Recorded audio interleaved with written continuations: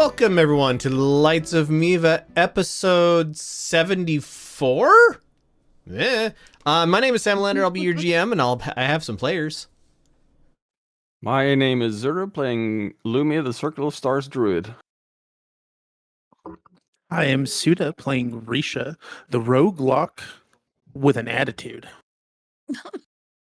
I'm Mia, playing Beraald the Ranger, the oldest of the group, and his animal companion, Lucy, a giant raccoon.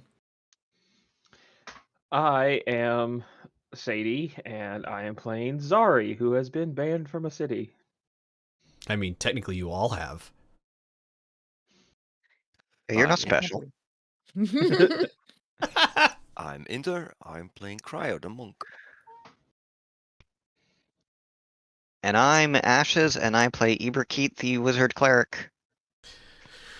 So, much as Zari just alluded to, you guys had a meeting with Julik, the First Lord of Ava, which started off going pretty well. He was asking after his daughter and how come you hadn't brought her back yet and that you had been in town. And we're just kind of checking up, and for some strange reason, unbeknownst to him, the meeting went poorly after a while and ended up with the party getting banished from the city. I don't feel like they feel badly about it, though. But, on the other hand, they did get passage and information on teleportation circles from Zuza, and have arrived in Kersh, where they were immediately assaulted by the smells of the city. It is a mixture of rotting fish and sewage and humanity in forms that many of you have never met, including literal humans for some of you probably, and spices and timber and leather, and you realize that a good portion, so you guys arrived at the teleportation circles, which are here-ish in the city of Kersh. They're a little ways back from the main docks on the ocean side. And you realize that one of the reasons that the smell here is so bad is that you can see pouring out into the ocean near the docks just raw sewage from the city of Kersh. Yeah. And you know, the usual, you get when you have that sort of thing, you get the usual, you know, like rats and slimes and oozes and similar also pouring out into the ocean. There are larger sailing ships on the docks out ahead of you than any of you have ever seen in your life. 3 and 4 masted great ocean-going vessels that are stacked 2 or 3 ships tall. So the lowest level are on the ocean, and then 150, 200 to 250 feet above them is another row of docks, so it's barely tall enough over the tippy tops of the masts. Is another ship that is connected to another set of docks that appear to be, from your perspective, floating in space, although you can see some sort of contrivances, either zipline is the wrong word, gondolas that go between the ground level and these floating docks.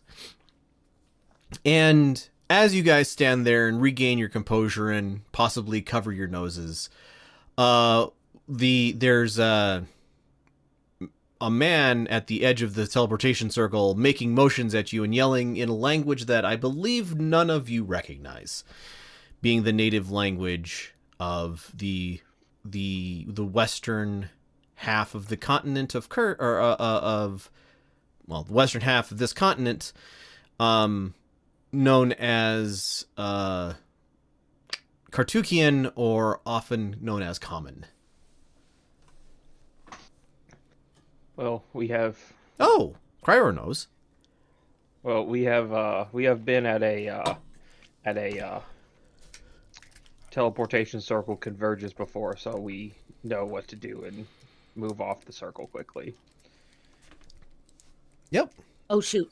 Wait, I'm so sorry. Yep. Mia, the player, has not been in this situation before. Why? What happens if you don't move off quickly? It's like standing at the door on a bus. Right. Okay, I have been in that situation. All right, thank you.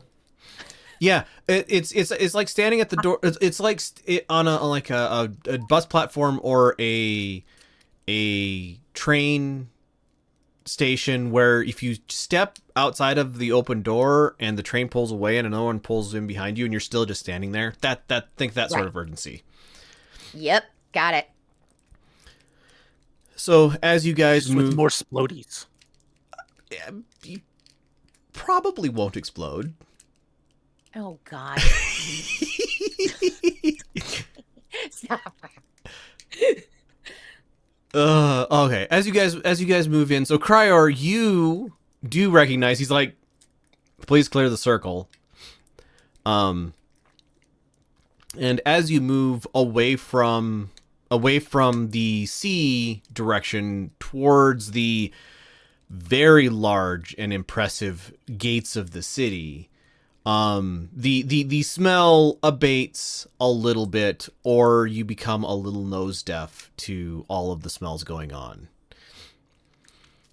There is a large,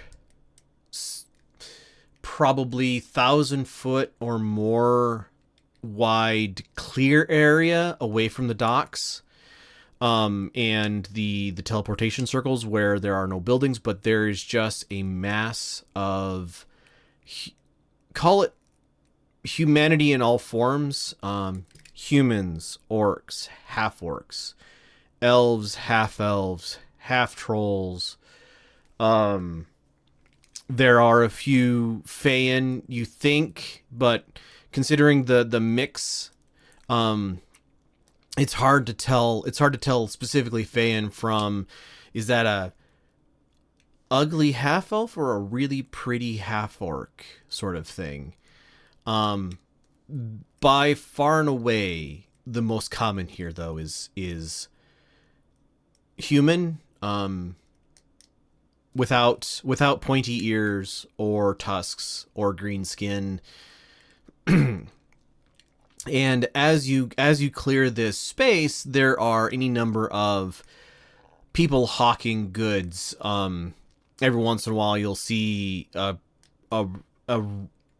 troop of ruffians wearing similar clothing come along and like oust people who set out carpets and set up like goods to sell. And every once in a while, a group of like, they look like toughs. Like, they don't look like they're uniformed police officers or guard, but will just come by and like kick over their stuff or start shoving them to get them to pick up their stuff and leave. And within minutes of that group moving on, another person has laid out a carpet and has goods laid out.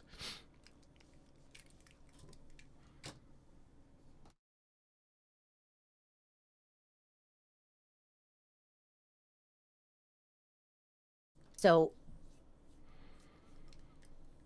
well, I mean, I watched last session. Mhm. We are here, Kersh specifically. If I could get a reminder real quick, we went here because we are. You finish We the are rest of the looking sentence. for the hero Horgold. Thank you. All right, Iberkeet can understand the language going on now too. No, I didn't mean to click that. Oh, fair enough. I was just looking at it. Unless you guys want to sit around waiting for 10 minutes for me to cast that, because I don't have that prepared, and I don't want to spend the spell slot on it anyway. And if I was going to spend the spell slot, I'd just cast Tongues. Right. Criior absolutely understands what's being said. Other than the fact that it's a cacophony. I guess we're gonna look for a place to stay. It is currently. I'm- Oh, go ahead. Eberkeet is very overstimulated Yeah. I feel like and As is is thus Lucy. useless as is losing. useless outside in the crowds. Lumi's still walking around plugging his nose.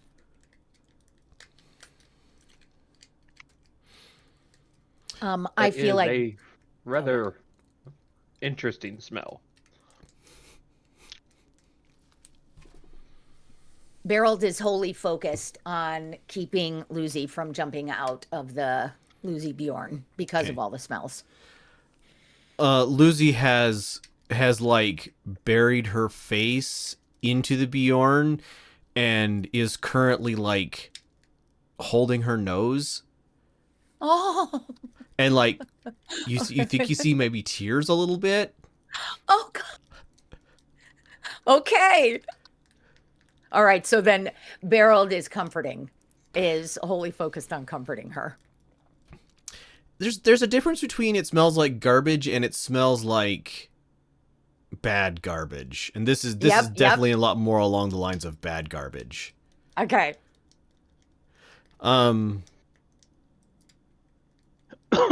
It is currently, if I remember correctly, you guys left. It was either noon or shortly after thereafter when you guys left Ava. Does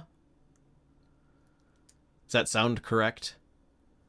Sounds correct-ish. Yes. Okay, so it is currently, by this position of the sun in the sky, it is currently late afternoon. Early evening. It's by far the most jarring shift of the sun in the sky that you guys have noticed by teleportation. That would be weird. I guess we just follow the main roads. and see Yes, if we can Criior. Some place to stay would be nice away Yeah. from this place. So you follow the mass of humanity. There are a large number of carts that load up at the docks and then move towards the north, south, west, east, towards the right, heading more along the docks. Looks like there's a large set of warehousing outside of the main city gates. Yeah, kind of in that direction, but we're talking, they're moving. So if you guys started here, you see wagons traveling. Do drawing tools? Drawing tools. Haha, freehand.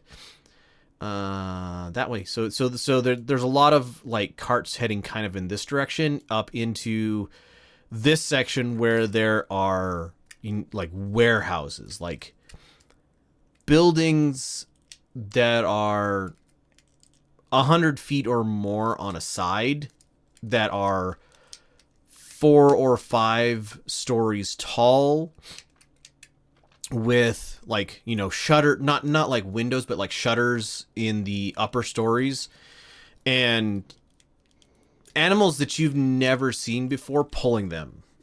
They look a little like Vuji, but like shorter, kind of dusky, gray coat, really long ears. They make a sort of sound.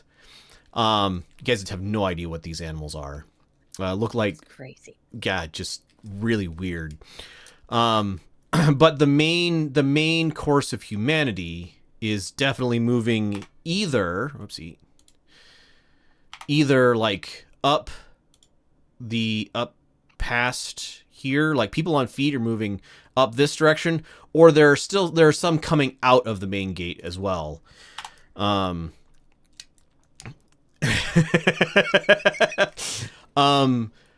And it's a mixture of just people moving, walking, possibly to and from jobs, or there are some who are like stevedores carrying large bundles, not on animal carts. So you might see a strong person who's got just a pack of 200 pounds of leather packed onto his back or on a shoulder, like tilted sideways and just walking his way up towards the city itself. That sort of thing. Easy to flow along. You do see a troop of more organized city guards at the gate, but they are not like stopping or questioning anybody. But they do have clipboards, for lack of a better word, with sheaves of paper on them, and they're making notations as people are walking past. Could I get a perception check from people? Lumi is, of course, perceptive as always.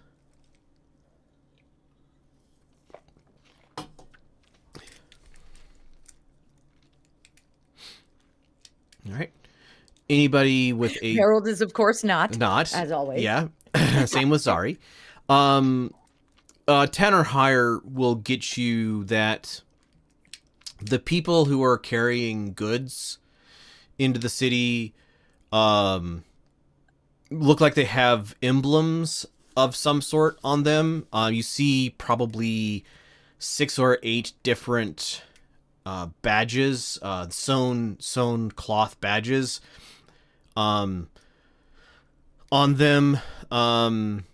They're not quite elaborate enough to have words on them, but they definitely have very bright very bright thread, like embroidered with like an animal or a geometric shape sort of thing on it. And you are thrust in through the main gate. This gate is wide enough for 3 or 4 very large wagons to pass side by side without touching. And the doors to this gate are broad, wooden, like they look like 200-foot tall individual trees that have been flattened as you go through. Like this gate is like 6 feet on an edge that looked like it was made out of basically taking a log and shaving it flat, or cutting it flat on 4 sides. 200, well, probably not 200 feet tall, but very tall. And it is like huge bronze, like metal reinforcement between each board, like rivets that are the size of a head poking out in the centers of boards. It is impressive, and it doesn't look like they've moved anytime recently. Like, it looks like these gates never close.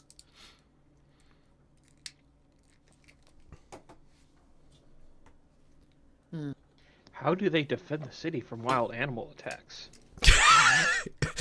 Take an inspiration, please. It looks like, I mean, Lumi it will looks like turn back and look at the ocean, look back at Zari. Animals from this side of town? I mean, I don't know what comes out of the ocean.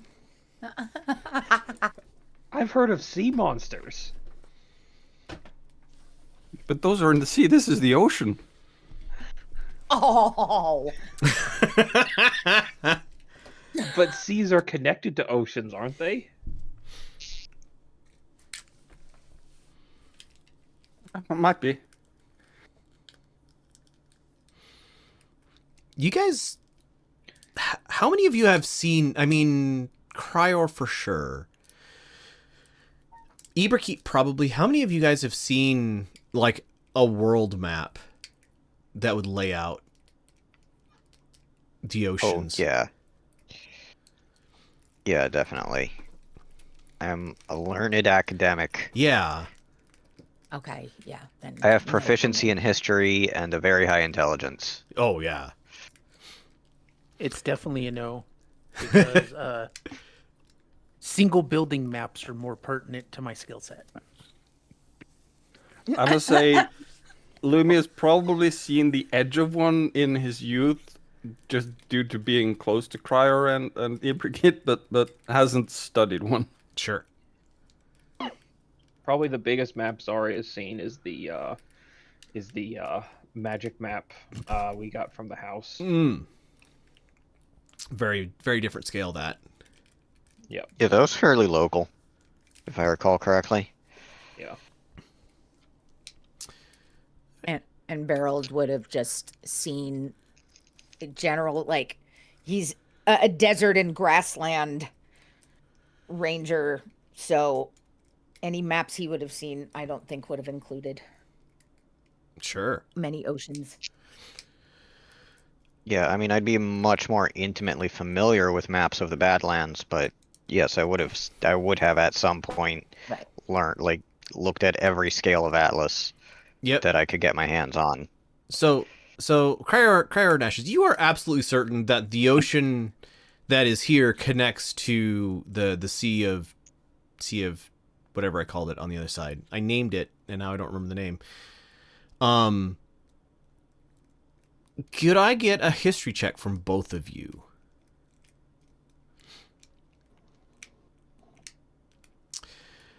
With a 19, Iberkeet, those ocean-going vessels that you saw out at the front of this place as you guys were leaving,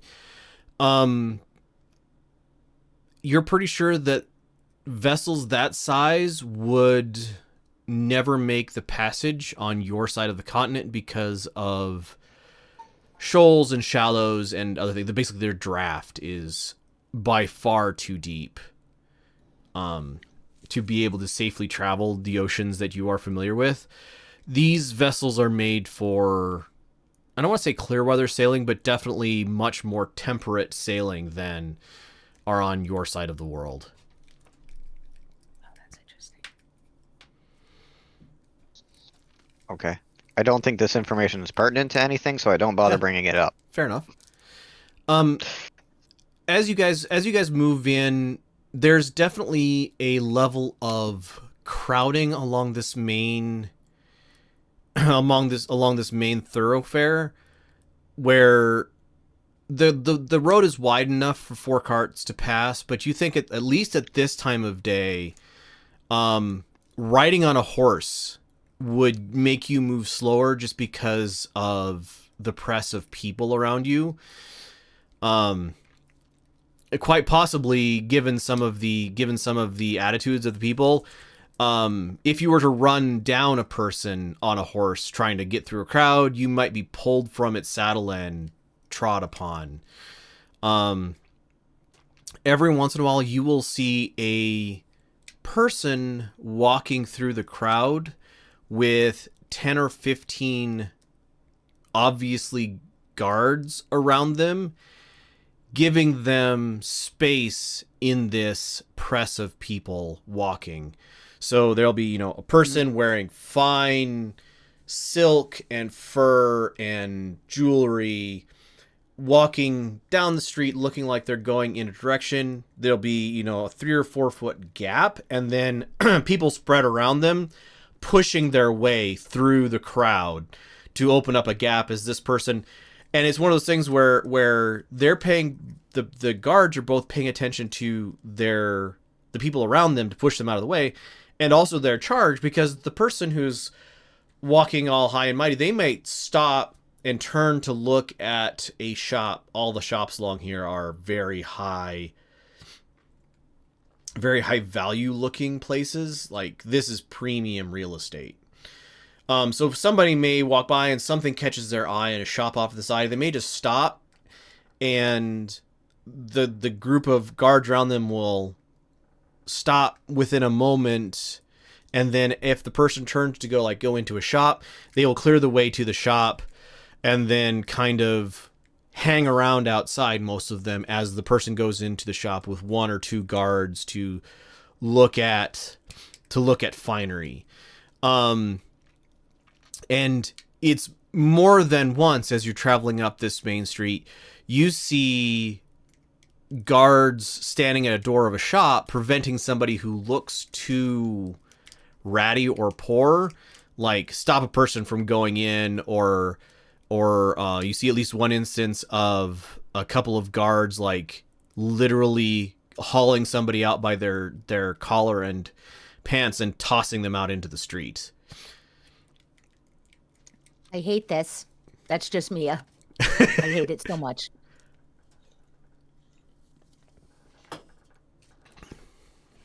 But like these are jewelry stores and like silks and fine clothes and like fine leathers and cloths and that sort of thing. Glass windows. You have seen more glass in the last quarter mile of walking than you have seen cumulatively in your entire life up until now. Man, this place is bougie. But wait, this place is bougie? Bougie. It means very expensive, very decorated. Yeah, I call that fancy, but yeah, I agree. Beraald, please take inspiration for that. Thanks. So what are we doing, guys? We obviously can't go in that store. I mean, Riisha could probably get in, but I would rather her not because I don't want to get kicked out of another city so soon. Oh, I Totally my resembled fault, that. which was totally my fault. I will take the excuse for it, but are we finding a place to stay? Or does anybody know anything about this place? Like, is there like a conclave of fellow fans, maybe, or some place that our language is would be more commonly spoken? Are we finding an inn for tonight?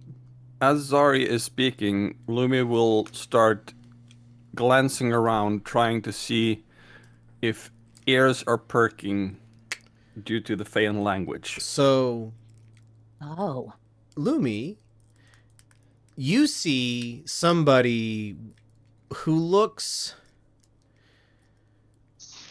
They might be a Feyan.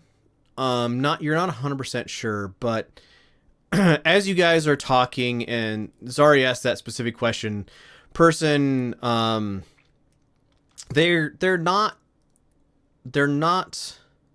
dressed like super fancy, but they have they have a shirt in good repair, a white linen shirt that's not very stained. Well, maybe a stain or two, but not terribly stained. A red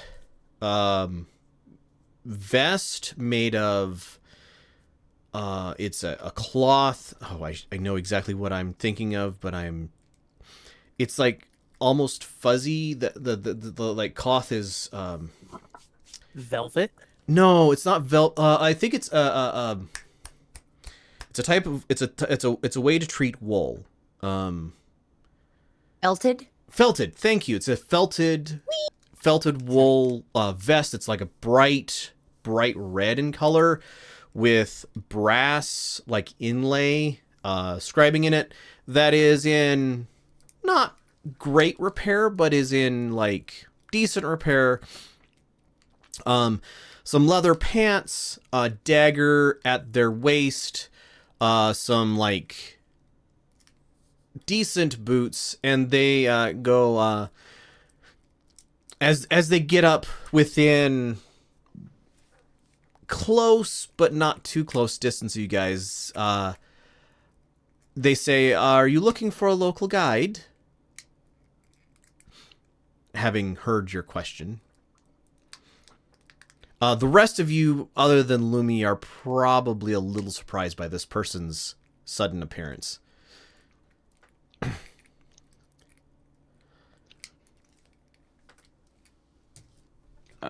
Speaking Feyan. How common is it that people speak our language here? I haven't heard a whole lot of it. It's not unknown, and this person is now in front of you guys, and is walking backwards through the crowd without running into anybody. Which is a little impressive, if I must say so myself. They're like, it's not terribly common, but we're on the same continent, so it's not terribly uncommon either. But it sounds like you could use a local guide, and Wenzel Gunther is at your service, should you pay him. And he does a little, like, tip his forehead and bows.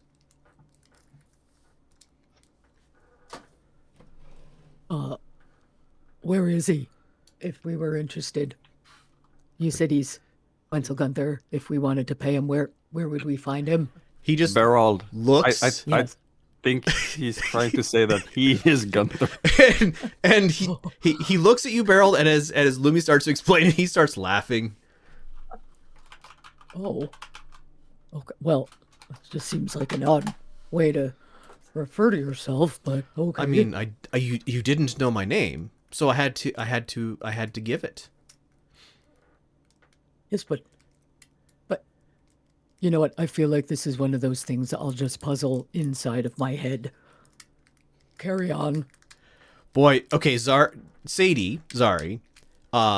If that name is familiar, it is a news to the GM.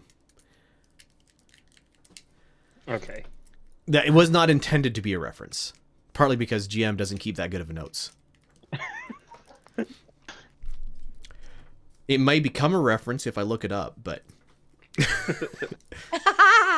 Multiple people in the world can have the same name. Lies. It's impossible. This is a city of There's only one Sadie. This is a city of more than 1 million people. I'm sure there are no two of them that have the same name. Ever. It's not like my life where every 5th person my age seems to have my name.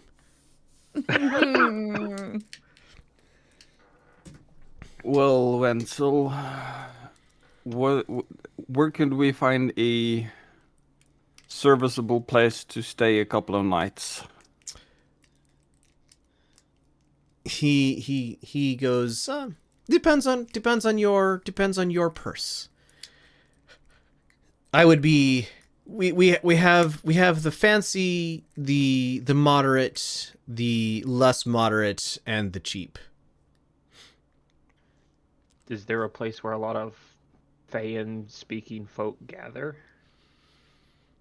There are a few, but most here speak common out of sheer inertia. I can take you to a couple places that have a bartender likely to speak your language at least, or speak he would have said our language at least. Do they also refer to themselves? Just so I know ahead of time, do they introduce themselves like they're talking about someone else? I just want to be prepared. I like you. What is your name, my friend? His name is Beraald. And who is that cute little raccoon? Yes. He reaches down to shake Lucy's hand, and like Lucy confusedly like picks one hand off of her nose and like reaches up for his hand. Mia has recently watched 2 Guardians of the Galaxy movies and is dying because Rocket is in her head. Okay. Right. Yeah, so cute. Okay. Focus. Lucy. Her and he thinks for a second. Yeah, her name is Lucy. Beraald the Herald. I love it. Anyway, He says, "Well met, Lucy and Beraald. No, that's it's my way of anyway." He puts an arm around Beraald's shoulder and starts like leading you guys towards a side, not an alleyway. Like compared to this main street, it looks a little alleyway-ish, but it is definitely got it's definitely too wide to be an alley in reality. Oh, 5 times fast, please. Alley Sorry. in reality, alley in reality, alley in reality, alley in reality, alley in reality. Oh my god. I almost had it. I almost had it. Okay. So we could use a place with a bartender of that speaks our language, and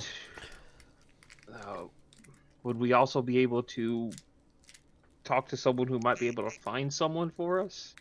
Ah, I am your man, or at least I might know a man who is your man. I am. Well, let's get to the inn first and talk about this over some drinks. Happy to be your says, guide. Pulling out a brass coin.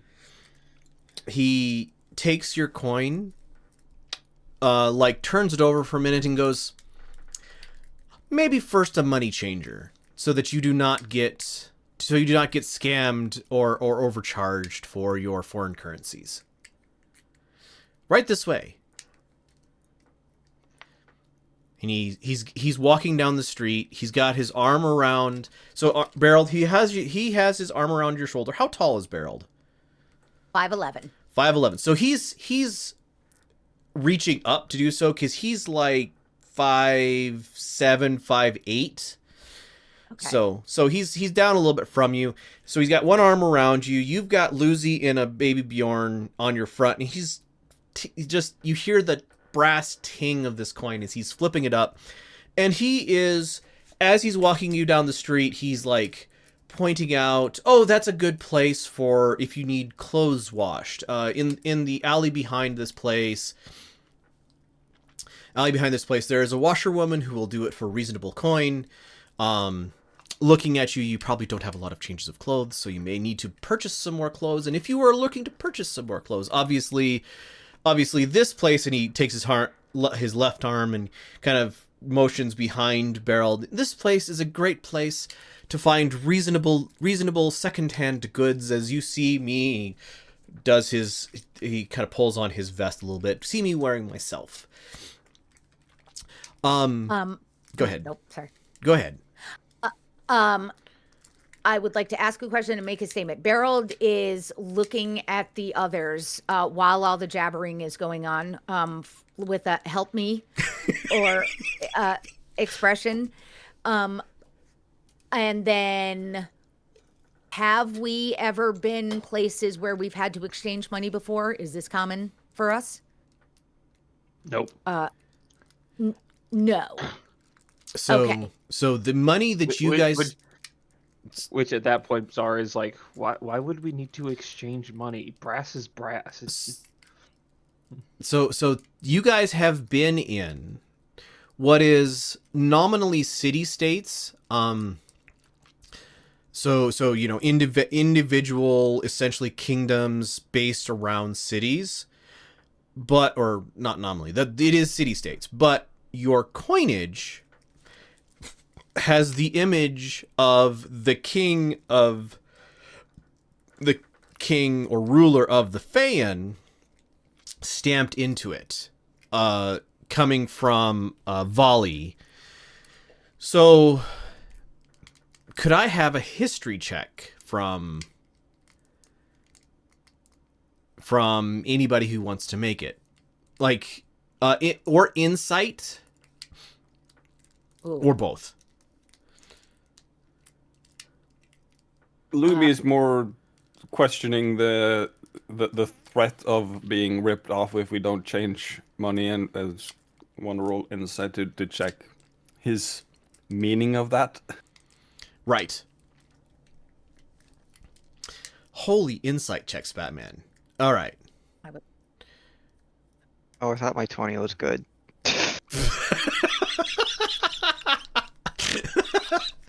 I mean, your 20 is good. So history, 15 or more would tell you that different kingdoms have different coins, and not every shopkeeper will accept just based on your word that your money is good. So in my world, in general, coinage is based on the value of the metals contained inside of it. But in the real world, this was also theoretically true, but many kingdoms would water down, or there's a proper term for it, but I don't remember off the top of my head. Basically, mix cheaper metals into their coinage to make pure silver go further. You would mix, some amount of copper that maybe wouldn't be noticed. Basically devalue your coins. Was it? I forget. There was a I think it was British king who devalued his gold coinage so much that he was known as Old Copper-Nose, because the gold coins, if with any wear at all, the gold would kind of wear away faster than the copper, and there was so much copper in it that the high surfaces, including the tip of the guy's nose, would be reddish colored from the copper. So history gets you that, yes, money changers, because this is a different kingdom, money changers are a thing. With a 15 or higher insight, you get that he is being honest with you. You should change your money to not be taken advantage of because you have foreign currency. With a 20 or higher insight, you are under the impression that he is leading you straight, that he's going to find you a decent place to go. And with a 28 in insight, Mr. Lumi, you get that this guy obviously has deals, as he's pointing out the fourth different type of shop to Beraald. He's got some sort of deal with probably all of these places to get him some level of, like, he's a tour guide who gets some sort of cut from the people he tours through the area. From not the person, but from the like shopkeepers and stuff. Kickback from the business he brings. Yeah, in. you can spare copper here and there, sort of thing, right? So Referral fee. Yeah. So That's Lumi's normal. impression is that while he's genuine in that we should change because foreign currency and all that, and I get that he gets a kickback, he's still likely to get us to a at least above average reputable money changer to do so. He's not gonna get us to the Thieves Guild, which is gonna steal us and then claim we forgot the transaction fee. Right. He's not here to rip you off, because ripped off people aren't return customers. That said, he's also going to lead you to the places that give him specifically kickbacks. All right, Riisha. I would like you to give me a, how rich of a person are you picking the pocket of, and give me, well, you gave me a sleight of hand check, so that was a second level.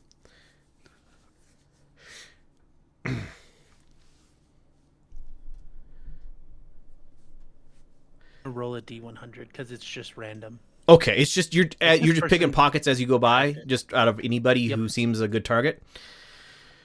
There's just so many people. Oh. Okay. But like, you're not trying to get in close to the people that are surrounded by guards, are you? Yeah, that's the other question. Oh, no. This person got shoved out of the way of a guard. Yoink. Okay. Oops. So a 9. I'm assuming the lower the number, the lower the value.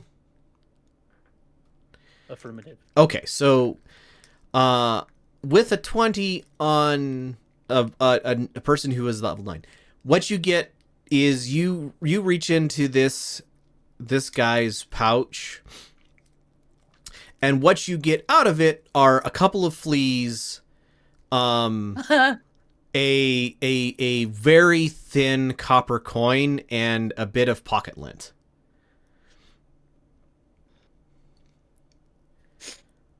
I flick the fleas towards the back of their head.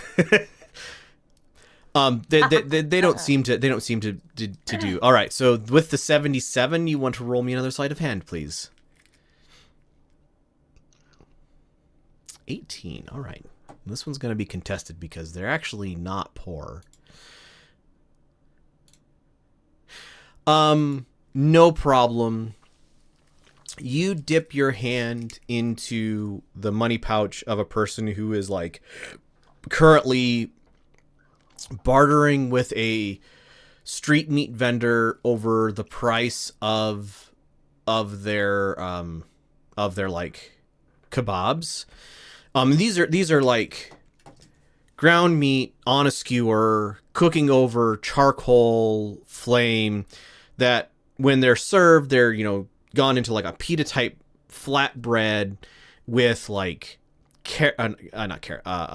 onions and olives and that sort of thing, right? So he's haggling. You see him pull out the 5 copper for the 1 silver, or not silver, bronze, for the two pieces of street meat. See where the purse goes. You reach deftly into their purse and come out with the most valuable thing you felt inside of there is a small emerald that you pick up and hold in your hand as you catch back up with your party. It's, I don't know, 1/4 of an inch fast on the main face. So it's not huge, but it is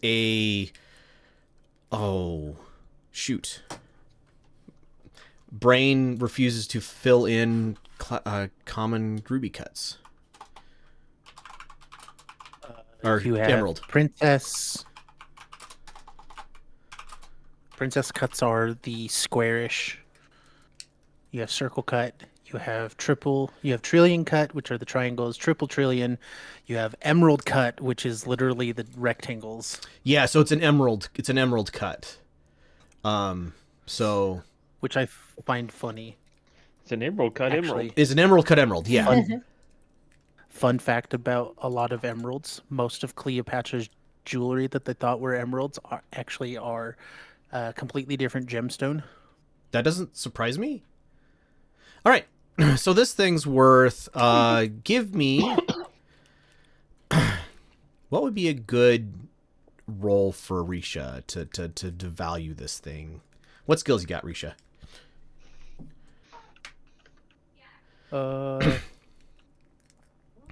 Skills are things. Right. Yes. Yep.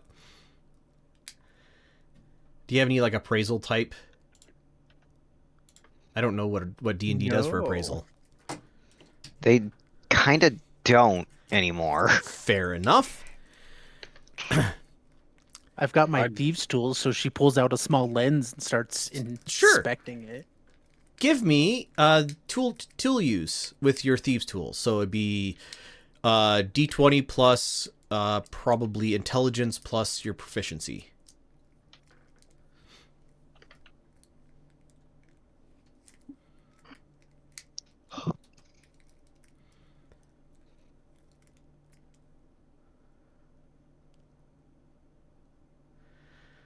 Oof.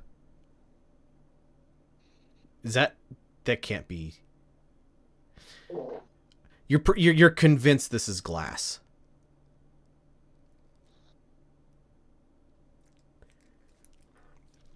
I'll have Lumi take a look at it.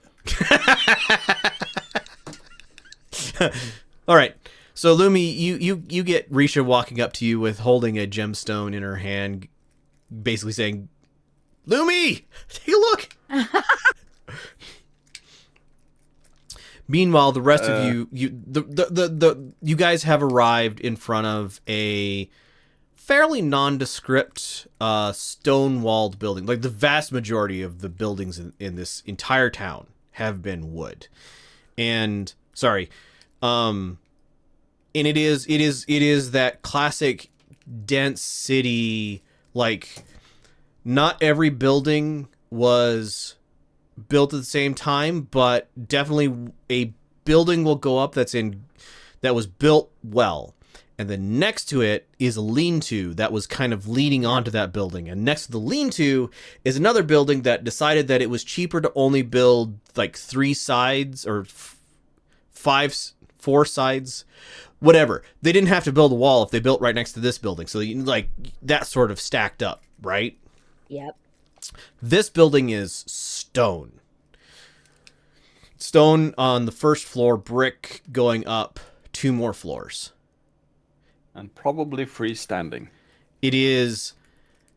No neighbors. Right. Like It is freestanding. There is a, from what you can see, the like the gap between it and the next building over is like 5 inches, maybe 6. Like a thin person could maybe shove themselves down between them, but it would take a thin person. And and he goes, welcome to Stephanie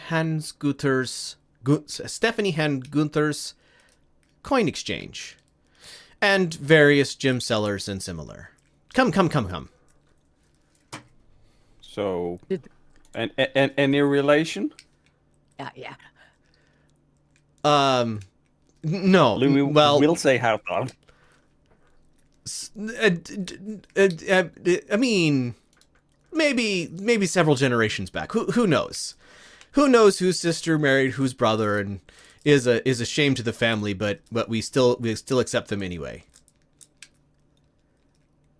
The brother's not the sister.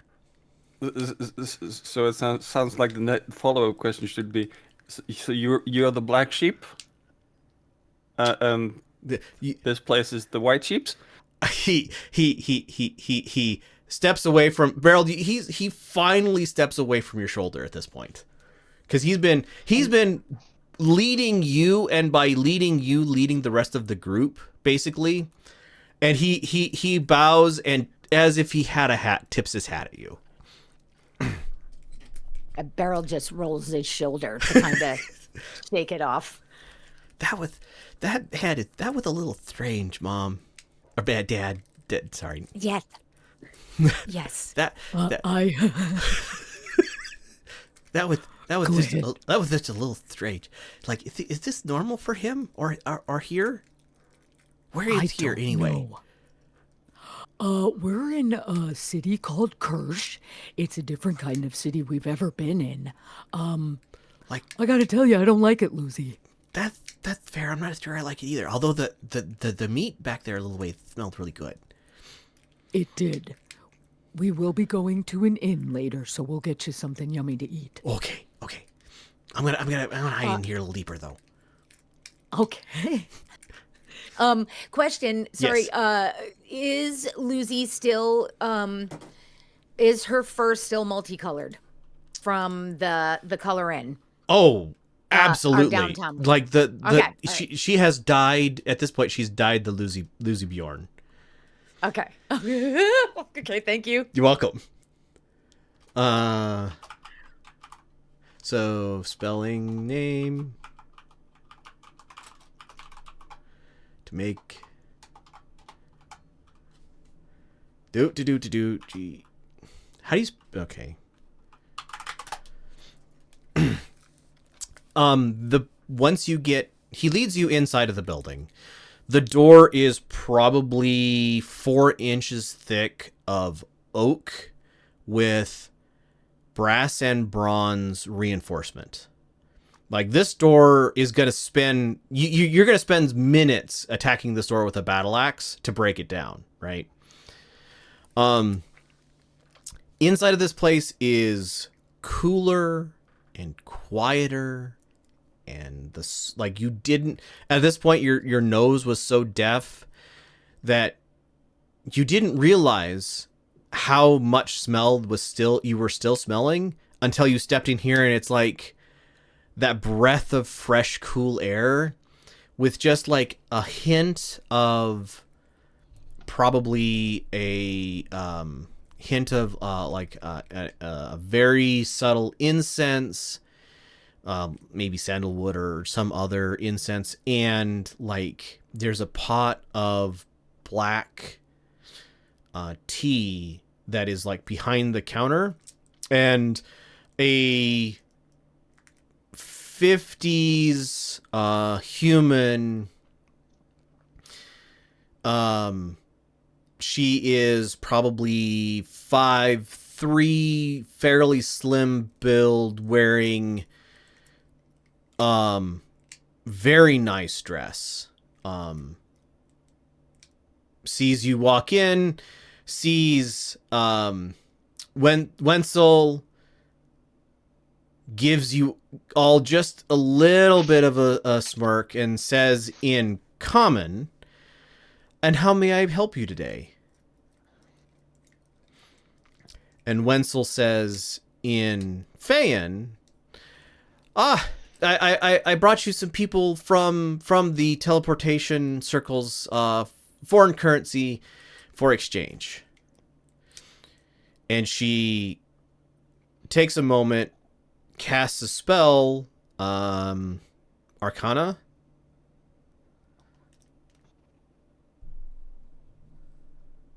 From anybody?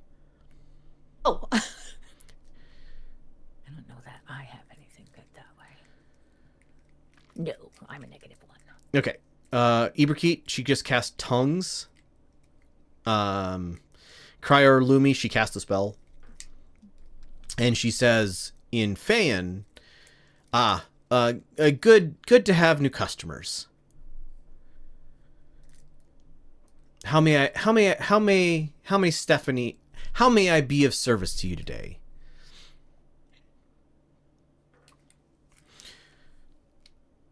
So she's got a desk she's standing, or a desk, counter she's standing in front of. There are up against the left and right walls as you enter, there are glass display cases with jewelry in it, that have very thick glass, and the edges that are holding the glass are made of brass.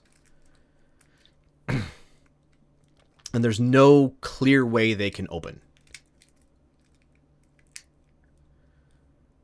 I reply in common, we like to exchange some coins. Very good. What coinage do you have? And Wenzel flicks. So he's been like tossing this coin, and catching it the entire way here. He lowers his thumb in a direction and flicks the coin at her. She ducks a little bit, gives him a sour look, does not catch it. As it pings off the back wall, she then rolls her eyes and goes and retrieves it and sets it on her counter and goes,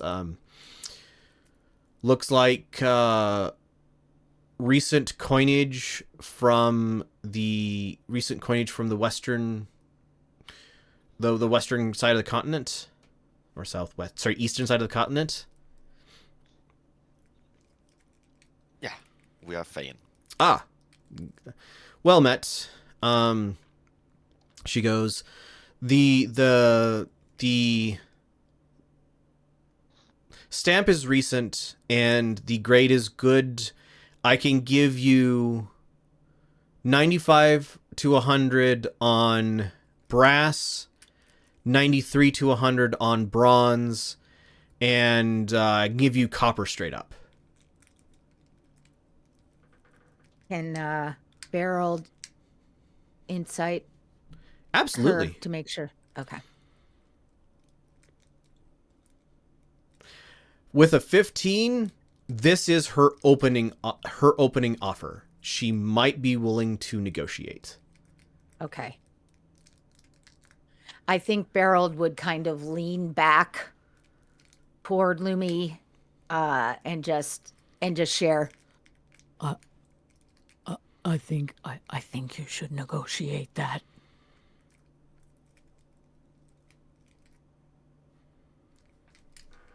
Yeah, sounds not idiotic.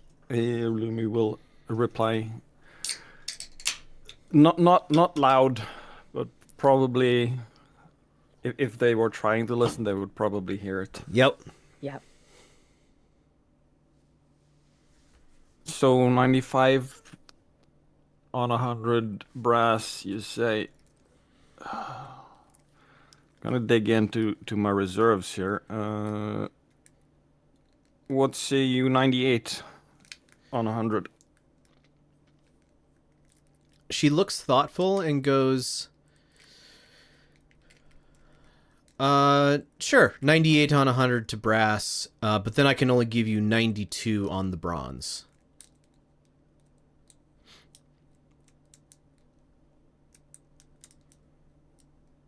I think that is... Technically, Lumi would think that fair, but he's also gonna say it sounds more fair than... I have heard rumors of other people giving elsewhere in this world. So yes, and Lumi will dig up his pouch and grab all 101 brass coins and stack up on her counter. All right. And if you have any gems or others to exchange, I can work out a fair price each. But she gives you, so it was 98 to 100. You gave her 101. She would give you back 98. She'd give you back 99. And I don't. And also math. Some. It would probably 98 and like 3 copper or something. But I would just throw on the 2 coppers Lumi has and ask for them in Kartukian facing as well. So it'd be 90. You got 99 brass for the 99 brass for the brass. You said you got some copper too. Yeah, just 2 pieces. Oh, she just gives you two local currency for the copper. Yeah. And any idea what this is worth? And Lumi will put down the cut emerald onto the counter as well. Oh, that's a nice little emerald. She like picks up a jeweler's loop and goes, 250 sound fair? I will turn over my shoulder where Riisha's drawn her cloak close and shrug at her. Yeah, probably fair enough. All right, she hands you 250 additional. She is reaching, she's reaching down and just, as she pulls her hand out, she's like setting piles 10 coins tall on the countertop. And you notice that, so she said she's going to give you 250 for that emerald. So she takes the emerald, puts it down behind the counter, comes up in her hand, and without, she comes up 100 coins at a time, but it is exactly 100 coins. And she's not like she's fiddling or moving in this space. She's coming up with the exact counts of coins, right? Can we tell that immediately? Would we know that she's coming up with exact coins? Is it visible to us? So it takes her, she can't fit, 250 coins in one palmful. So Yep. By the third time she's reached down and reached back up again, it's pretty obvious that she is coming up with exact counts without even visibly counting. Okay. Okay. So the first time it was like, huh, that's kind of neat. The second time is like, is that a magic trick? And the third time is like, no, this is a skill that this lady has developed. Okay. Got it. Oh, I just assumed they're organized into pre-counted stacks under the counter. Or Like, they're organized. She just has, or like, she that. just has stacks of 10 or 20 or 50 or whatever, and she can just pull out a stack. You know? I went the more magical route. She has a bag of holding. She sticks her hand on it and thinks, 50 coins, 50 brass coins. So there are very reasonable explanations for all of this. But yeah, it is something you have never seen. Like, you know, usually when you're getting change at a bar, it's like you give the money and he like reaches down into a bag and dumps some coins out on the counter and then counts them out to you, sort of thing. But this is definitely a like very precise person at the very least. Like the way their brain thinks is very precise. The other thing you have noticed is she takes your money first, puts it away, and then brings out the replacement money. Ugh. So how much I'm do gonna we say. need? Oh yeah. No. So how much do we need to exchange to have a couple of days here? I have a question for the DM. Sure. Are we going to have to change the money back when we go home, or do the people in the Badlands not care and will just like go, yes, this is a brass coin. It's worth a brass coin. The very likely is that you will pay them a brass coin and they will be fine with it. Businesses might exchange, like occasionally you would have come across foreign nation currency, but there's not a lot of foreign nation trade outside of Volley. So you would have seen occasional coins, but it's likely that wherever the business's bank does the changing for the business, and any place is likely to just, oh, that is the right type of metal, it's about the right size, looks right. I mean, like, anyone that wants to, like, worry about counterfeiting or whatever can use scales. Right. As is traditional in the real world. Uh-huh.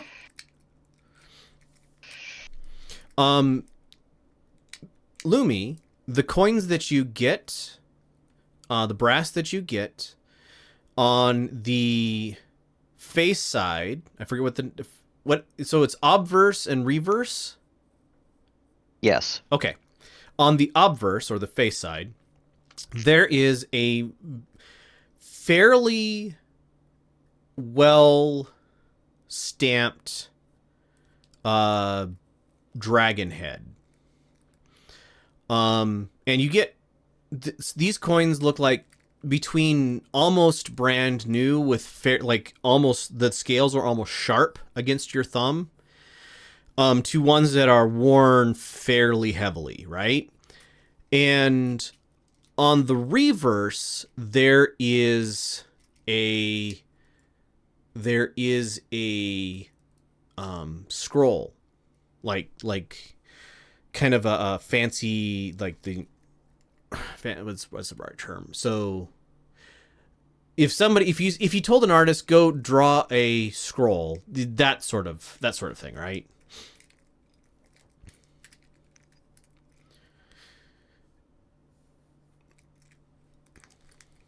Yep. And the 99 of his own goes back into his pouch, and the 250 other goes into various other pockets. Sure.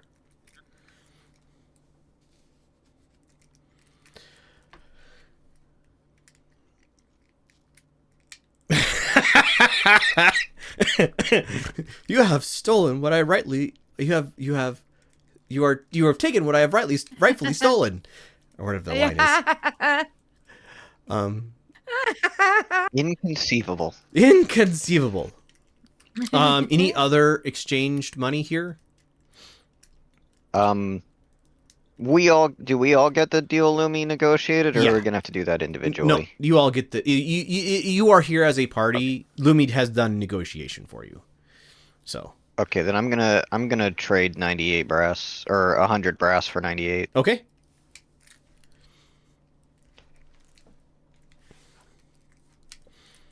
I would like to trade a small amount, except I'm still not proficient in the copper versus silver, et cetera, et cetera. It's 10 So- to 10 to 1. So Oh, 10 copper 150 to times. 10 copper to 1 bronze, 10 bronze to 1 brass. And then the next step up is a lot more, but nobody's been talking about iron yet. Although if you guys wanted to change iron for cash, this would be the place. I have a single iron coin, and I have an iron ball. Yes. But I'm going to hang on to those. What's printed on the iron coin I have? I don't even remember where I got that. The iron coin you have, so it would have a language that you do not recognize unless you speak. Well, I guess back up. Do you speak common, because it has common printed on it, and the image of a woman, and it is fairly old, like it is worn. I don't speak common, but I've had this thing for a while, and I can do comprehend languages as a ritual. Sure. So I've probably checked it anyway. This would be the coinage of this would be the Queen of Gosan, and it gives her name, and the name escapes me, but it's old enough that it is from before Gosan was conquered by Kartuk. Like you can read the year on it, and or you have read the year on it, and the year of it is like 100 years-ish ago.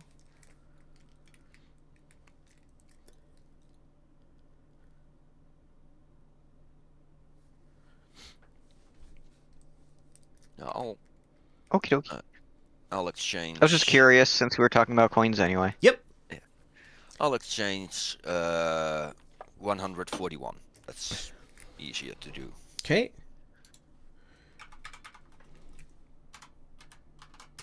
That'll get you 138 brass. 1 bronze. She gives you 138 brass and 2 bronze. Okay. And the copper 1-to-1, right? Yeah, and copper 1-to-1. So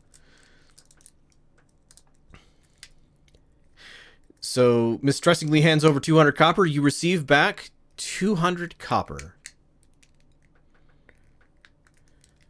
100 brass and 2. So you get 98 brass back, and 250 times 0.93. You get back 232 bronze and 5 copper.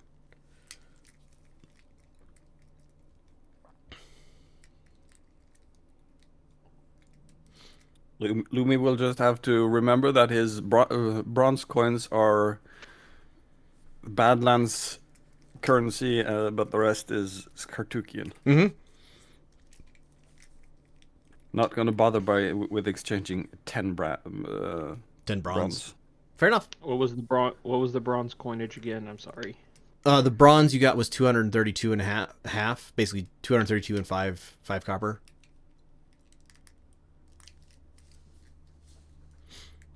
You get the impression she doesn't do a lot of copper exchanges.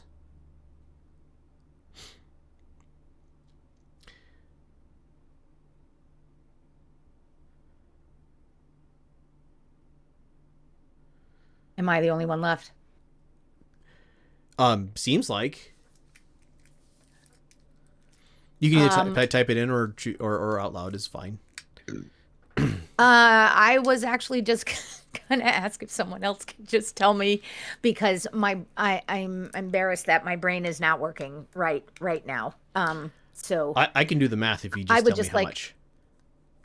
what is a meager amount to like a little bit, the least he can do to survive, however long we're staying. You want a very real answer to that? The least you could do monetarily to survive is leave the city at night, sleep God outside, dang it. and forage for food because you're a ranger. Right. All right. I'm raising my fist on you. The second cheapest is much of your friends that have exchanged money and promise to pay them back. I'm Yeah, I'm so looking at- glad I've asked a bunch of genies in the bottles. Well, A reason. I would give you a better answer, but I'm looking at your character sheet and you have like no money. I know. I thought I was poor. Right. So- Beraald is rich in magical items that That's true. he has never Yeah. exchanged. Yep, his other party took all the Yeah, coinage. from pretty the- much from the literally. pigeon. Ooh. Beraald, you kind of got know- screwed over by the rest of your party. Yes. I also think I'm gonna retcon that Beraald didn't think he was leaving the party for good. I mean, I think we kind of talked about that. So he was expecting maybe to come back Right. and get his share. Your share might still be there. Yep, but I don't have it on me now. Yeah, you are owed 1/4. 1/4, I think, of 20,000 brass. Right. Right. Hence the name of the one shot. So you can reasonably live off 1 brass a day. That's pretty good. That's a pretty good life. According to the numbers I'm seeing in the player's handbook. I mean, maybe Yeah. that's different in this city. I don't know, but In this city, that'll probably get you, a good inn and meals. One brass a day? yeah. Yeah. A modest inn room is like 8/10 of a brass, Okay. and then like Meals are the a rest of meal is probably about a bronze and a half. Yeah. So that's about 9.5 brass a day. Okay. If you're living on 1 meal a day. Can we do 10 brass and we'll say like 70 brass total? Do I have 70 brass? I think I do. You have The 10. GP. I have 10 brass total?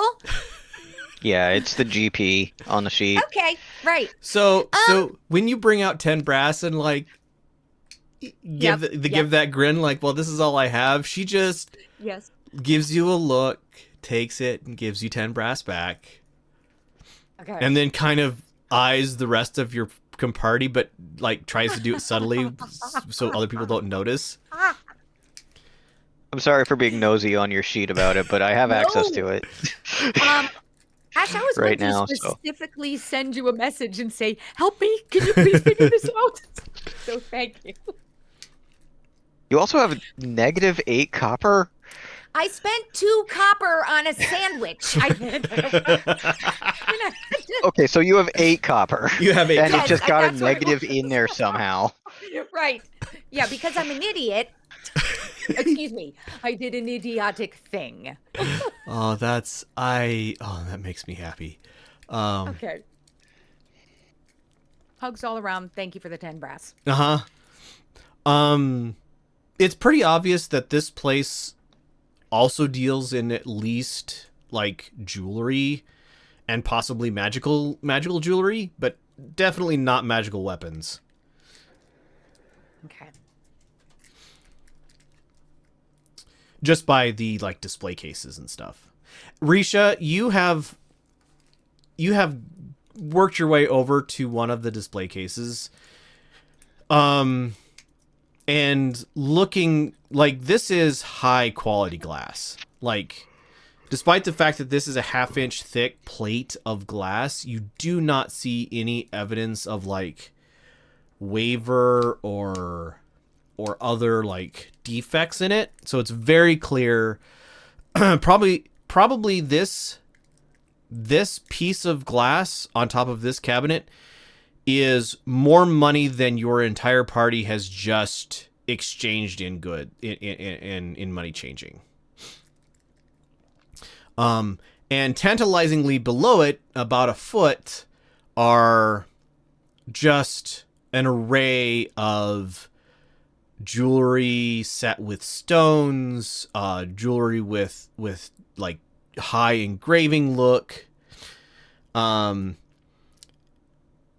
you give it a light wrap, the sound is amplified many times. Like you just give it that nice little like, you know, nice knuckle wrap that like you've done 100 times at various places, right? And it's like this echoing almost reverberation. And that gets you a glance from Stephanie. But she goes back to doing business, you know, changing out people's money. Riisha will then give a light whistle. That's fancy stuff.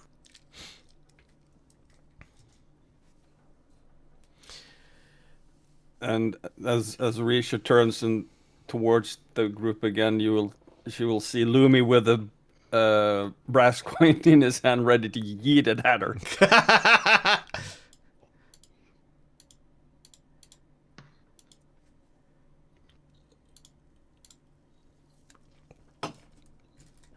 Gives a sheepish grin and just goes, "What?"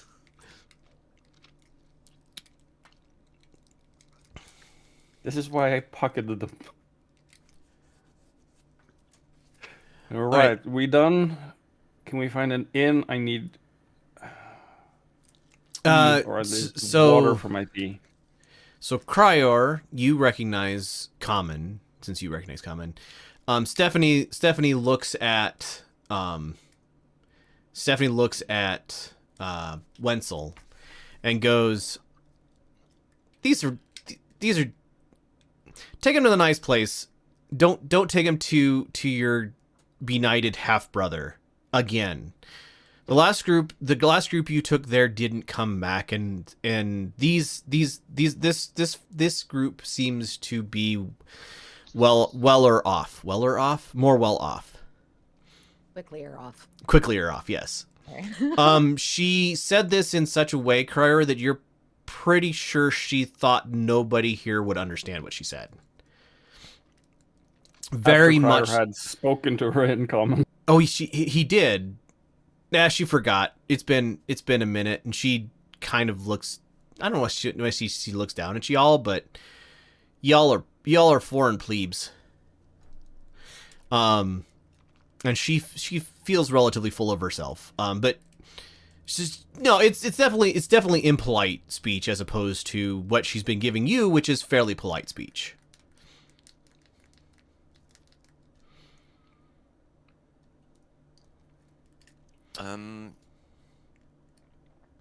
Yeah. When we walk out the door, I try to relay that to the group without Wenzel. So I think I'll just pick Lumi first and try to convey that message without Wenzel. Unless somebody else is trying to be the last out the door, Wenzel's conversing like has a yeah, I know, but sort of conversation with her as you guys are working your way back out the front door.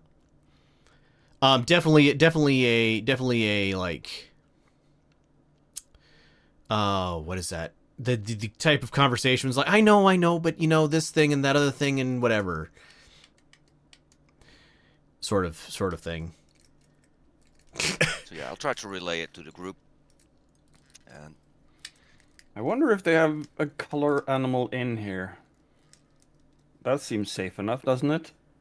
Oh, Oh, okay. I don't know if Lucy's fur can take that, but sure, if that's the only option. Sorry, Sadie is laughing at that. I mean, I'm laughing at it too. I'm chuckling too. As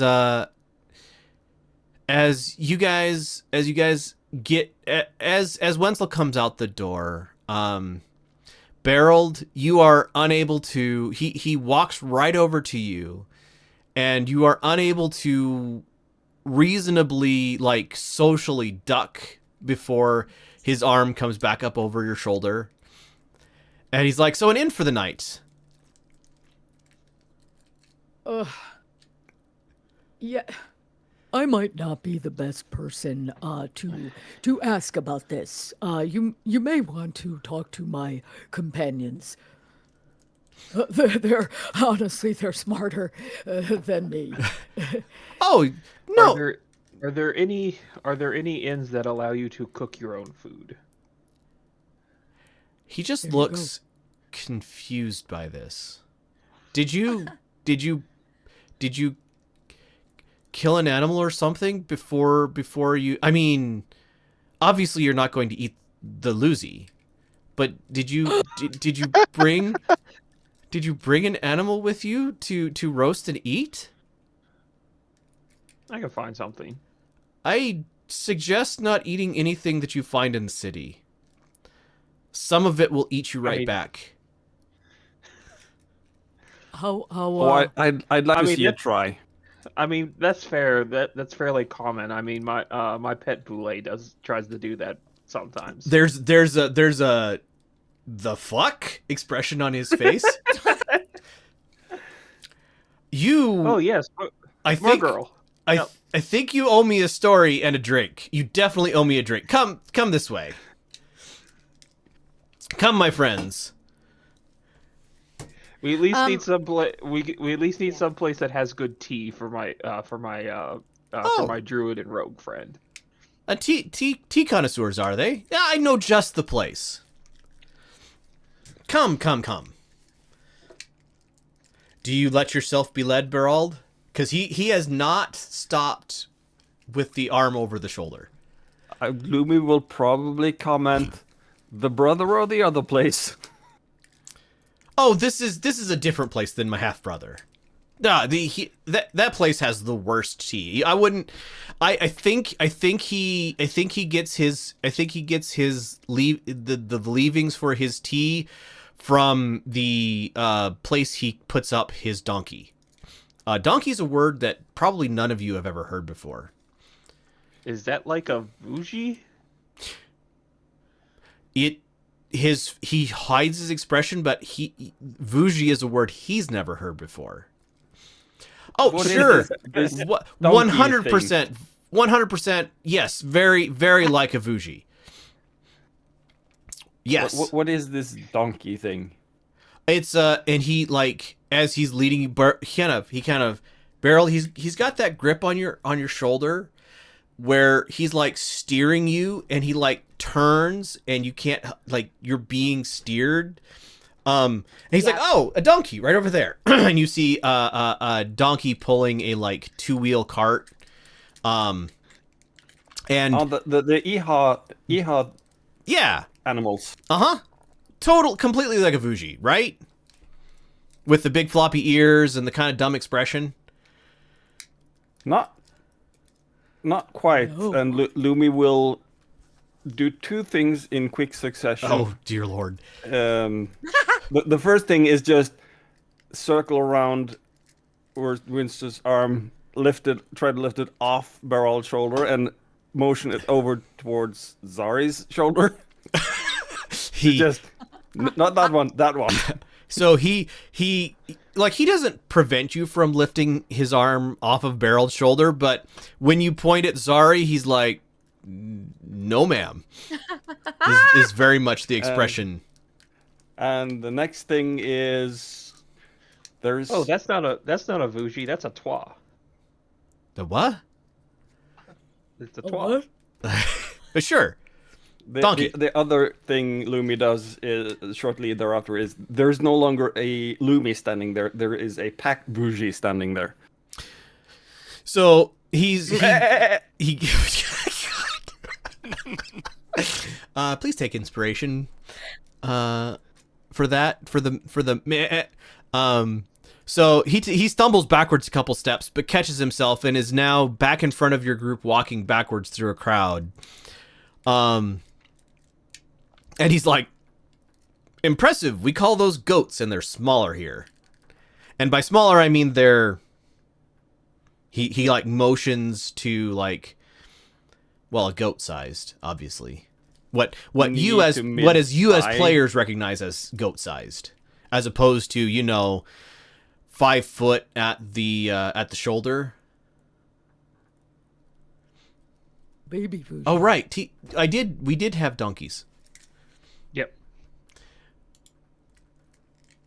Because I asked.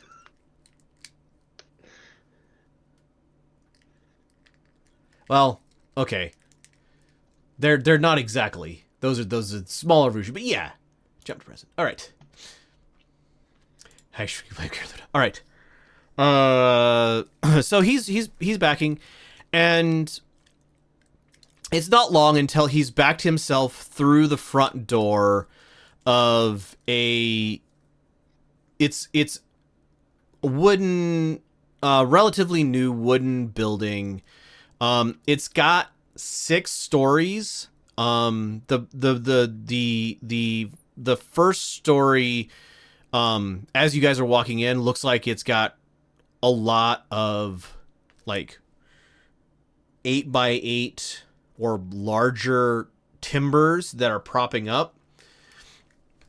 And he's like, this is the common room. Nobody drinks here. Come on. And he leads you up a second set of stairs to a much more open floor. And he heads to the bar and he says something in a low conversation to the barkeep, and then he takes you over to a table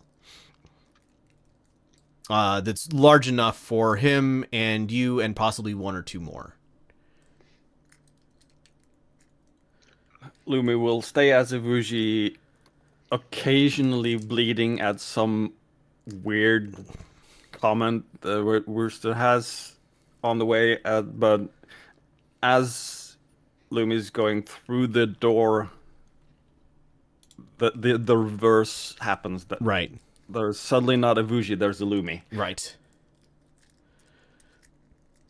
Beraald is going to hang back from sitting at the table with him.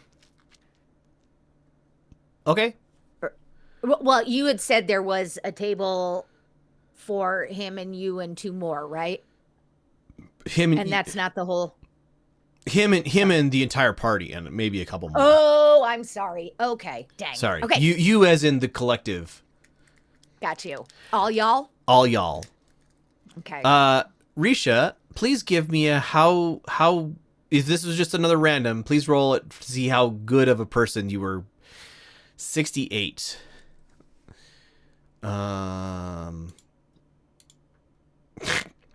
So despite your not as good sleight of hand check, you do manage to pick this pocket. You pick up probably 10 local brass.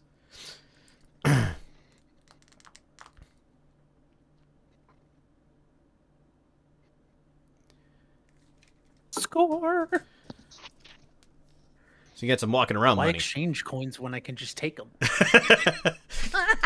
That works, right? Until they find out that you've been doing so. And at the table, Lumi will start emptying pockets, but he will stop at 200.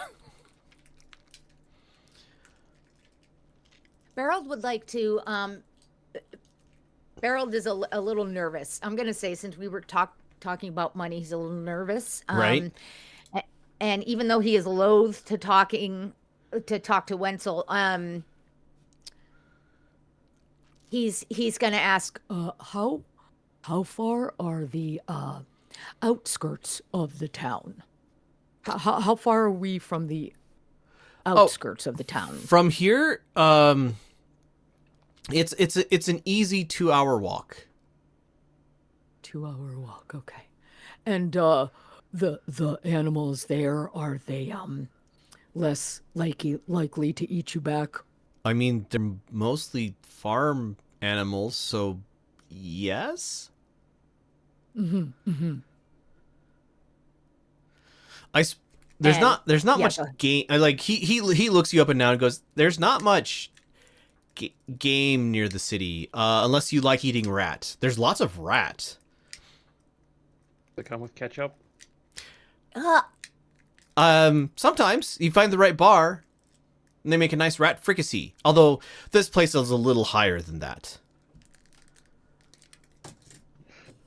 Zari, are you used to making good stuff? Zari can turn anything, make anything delicious. You know, I believe that about you, my very large friend.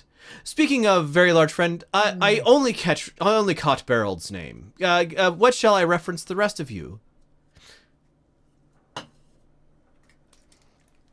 I'm Criior. Well met, Criior. Zari. And Zari. Your wording gets me wondering if you've had dealings with the Fae. I mean, You may call me Lumi. perhaps.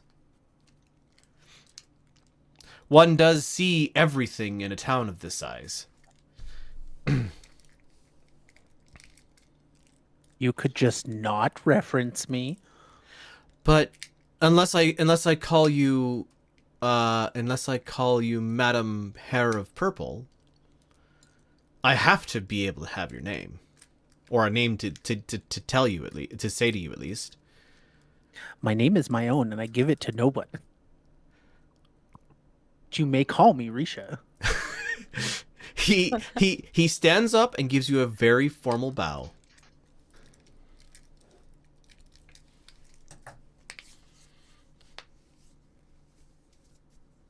Touching on that Fae madness. I gathered. It's not long before y'all are like, you didn't order anything, but mugs of a fairly thick brown ale and like bowl of stew with ripped apart loaf of bread, like one loaf of bread for the table but ripped into pieces so that there's obviously servings to each. And he says, "And now that we are here, I would like to discuss my fee." Here it is. I mean, I have been pleased to make your acquaintance, but I do have to eat. Do this for free. But no. He has his own or possibly more mouths to feed. I mean, the mouth that I feed is my own. My wife has her own job. Don't worry about her.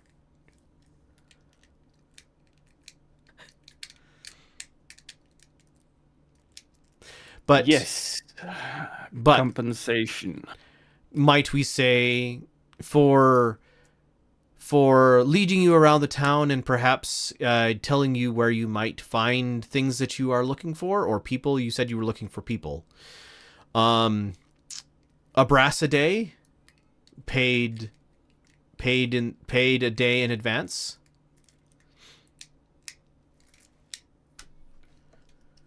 To make myself available. Price doesn't sound off, and Lumi will look around the table. It seems you have forgotten something. And with that being? Tea.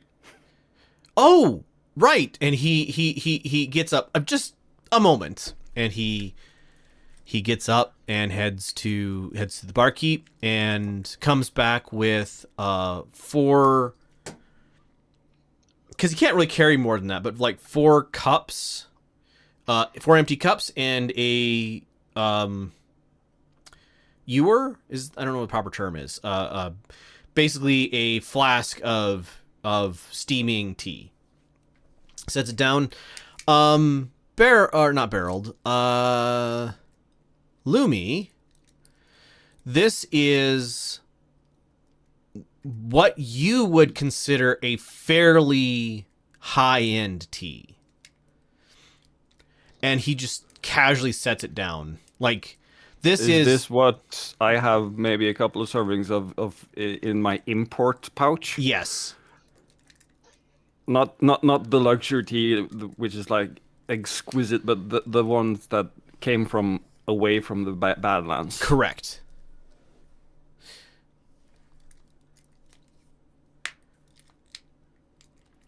Yeah, and I will drop 2 brass and what the hell the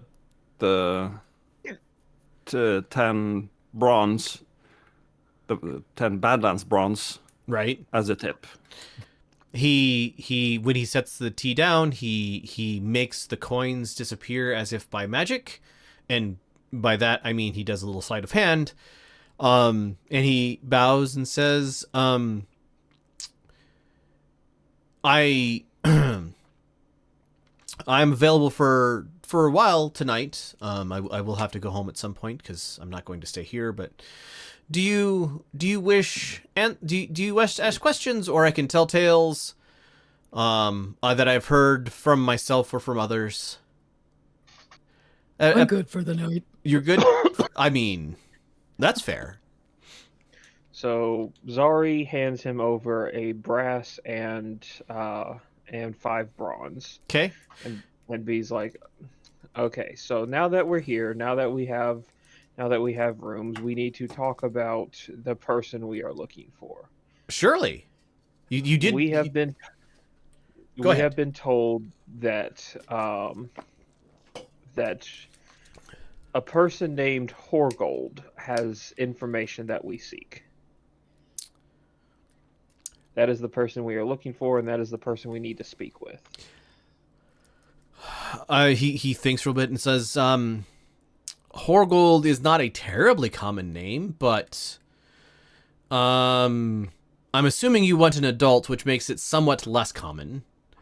But is there a specific Horgold you're looking for, or should I just start gathering them in until you find the one that you need? First question: Why would children have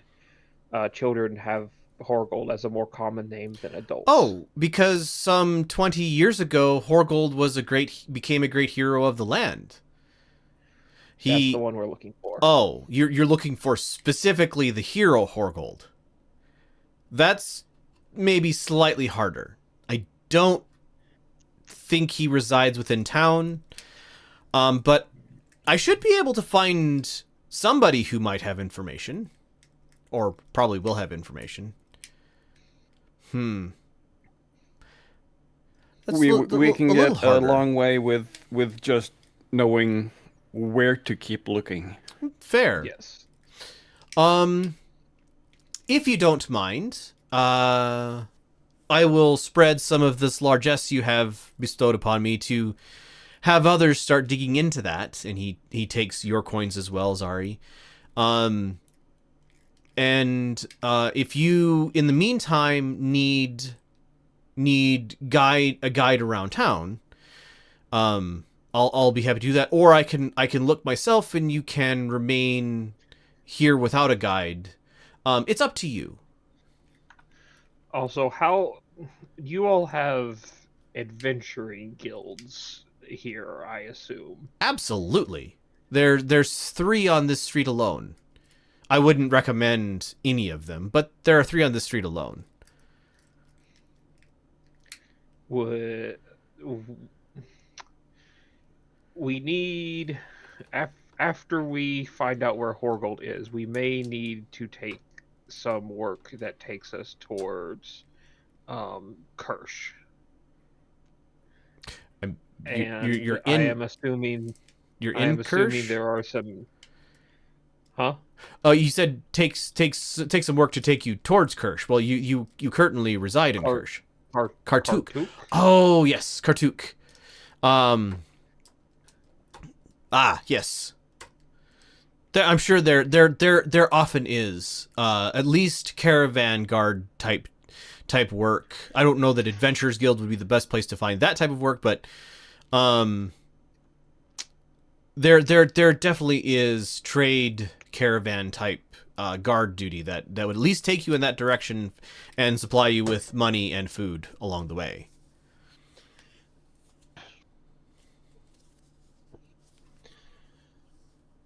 So yeah, anybody else have anything to add? No, I think I'm good. He Might spend some time tomorrow flying the city, or is there a flight restriction over here? Shouldn't be. What with the depending on flying ships. he said depending on what you're flying as, it may be dangerous because there are those in the city who are happy to arrow a bird for food. So just a bit of a warning. You didn't see very many pigeons or ravens or others as you walked here, and this is true. He just is relating it as well. Like because there's more than one person who would happily turn those sorts of birds into stew. They tend to be a little less parasite ridden than rats if you're hungry. Yeah, I was thinking more eagle or owl. Owl, possibly. And a little less likely to be noticed, at least. Yeah. Thanks for the And he, warning about pigeons and ravens. yeah, I mean, you're welcome. And he finishes sopping his soup or his stew out of his bowl, eats the last crust of the bread, finishes his ale. He only had the one. Stands back up and bows and says, what time should I call on you on the morrow?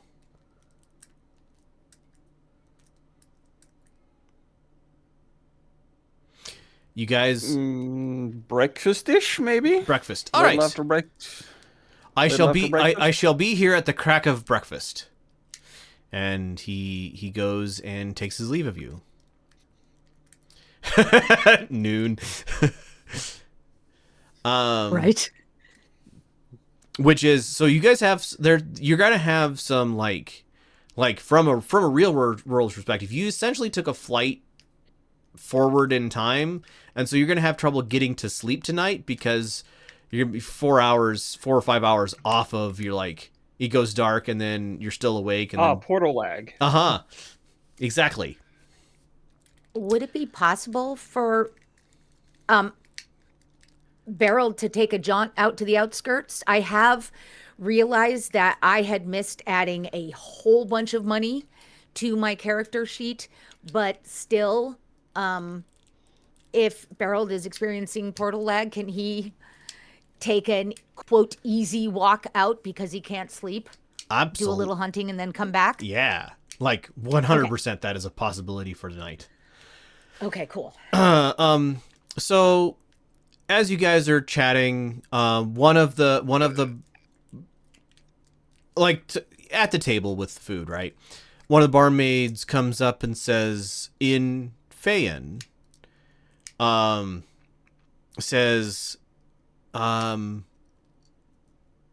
Wenzel has paid for the meal.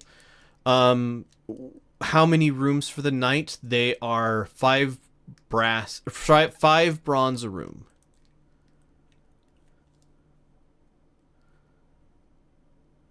How many beds are in each room? As many as you like, although more than 3, and it will be a bit. There won't be a floor left. Have we bunked up together before? Yeah, I think so. Yeah. I think 3 rooms should do.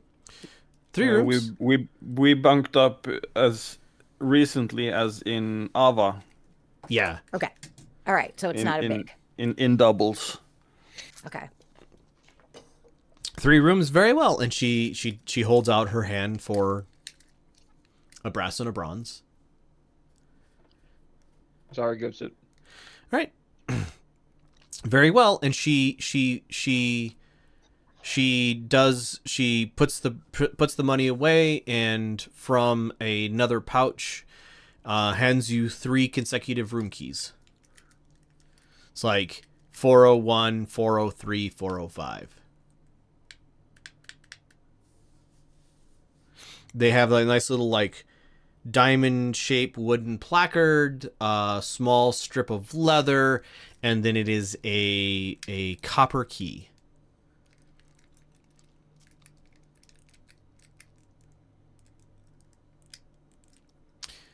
Looks to have been the copper is like got a rough surface, like somebody has work hardened the face of it.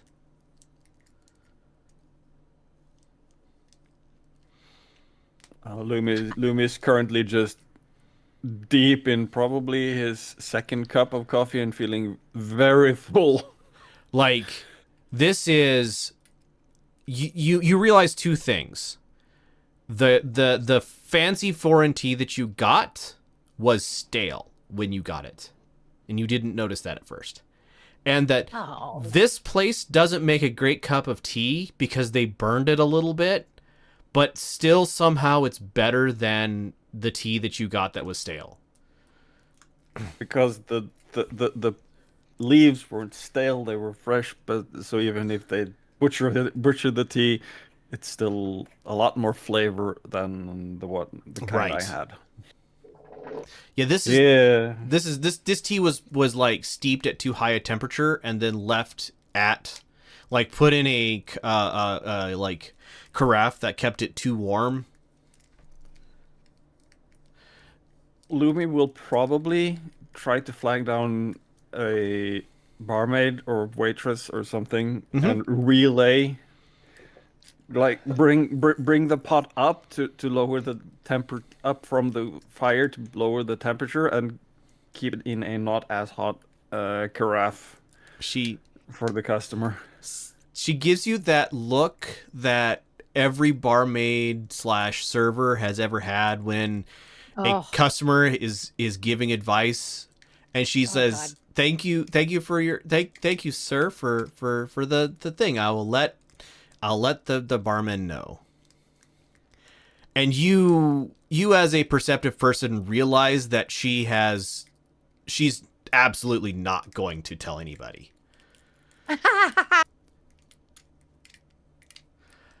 For those of you who ate it, the stew was a little thin on ingredients, but definitely had noticeable chunks of meat and potato and carrot and herb in it. The bread was like a dark pumpernickel rye. And like it was fresh baked, probably earlier, maybe at most a couple hours ago, because it wasn't warm anymore. But it wasn't. If you've ever made your own bread, you know how fast it goes stale. It wasn't stale at all. And the ale is nearly a loaf of bread the beer is nearly a loaf of bread all by itself. It is a coppery colored, thick, heavy on the like rye, and very light on the thing they put in beer so it doesn't go bad. Brain. Malt? No. Heavy on the malt. Hops. Very, very light on the hops.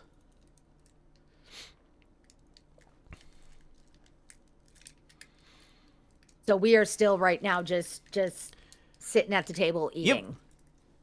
And Wenzel is left? Wenzel has left. Once he finished his meal, effectively at your expense, although, you know, you didn't pay the barman, because he paid you out of what you're paying him. But he left saying that he had to get back home, essentially, and that he'd meet you at breakfast. Okay. First thing, Beraald would lean over to Eberkeet, or just look to Eberkeet and say, You didn't... Are you okay? You didn't say a word. I'm going to telepathically respond, it's fine. Oh, okay. I love so I would that is totally a socially shy's person perfect, like I don't want to have to speak, but I still want to have my that I would love that Yes. ability. right? Right? Yeah. Anywho, You hear that, medical researchers? Get on it. Eberkeet is out of spoons. Mm-hmm. Lucy at this point has gotten. Go ahead. She's just so overstimulated. She's gone nonverbal. Like this place when you got here it wasn't quite supper time yet, so it was fairly quiet. Although at this point it's starting to fill up, and it seems like this is a bar for food more than drink. Like you don't have a bunch of rowdy people at the bar, like throwing back beer or other drinks. It's definitely people go to a table, they get served. It appears that it's not something you order. You get served what the meal of the day is. But the place is slowly filling up, and it's about this point that Lucy has like she for like past like 5 minutes she's started going that little that she does when she's smelling something that she wants to eat and she's a little hungry. Yes. And she is like trying to ooze her way out onto the table and over to Lumi's like untouched stew. But she's trying to do it like in that way that a animal who is trying to hide is doing while they're like completely out in the open. I'm going to say, because Beraald is a little concerned with talking to Eberkeet, that Beraald doesn't notice Lucy doing this. Okay, so Riisha, having seen Lucy starting this, you hear the clatter of Risha's plate on the floor, and Beraald, you kind of get shoved back a little bit as Lucy dives under the table and is like now in the center of the table under y'all's feet, like rotating around the stew pot as she's like eating it. Oh, what? Lucy! And then Beraald makes, I'm going to say, a little bit more of a ruckus, trying to bend his dad body under the table to try to get the stew pot away from her. And Lucy's like, no, Reese, it. Oh, thanks, Lumi. And she just like, she's got half of it gone from Risha's bowl. And then she sees Lumi put his down, and she's like trying to pile them both in the same thing. And it's too much. But she's trying to do it anyway. And she's got her muzzle like half into it. And that, I think, is the scene that we're gonna end the stream on today. So Lumi eating stew. Thank you to my players for playing. Thank you to everybody for watching. It has been great having you here. Bye.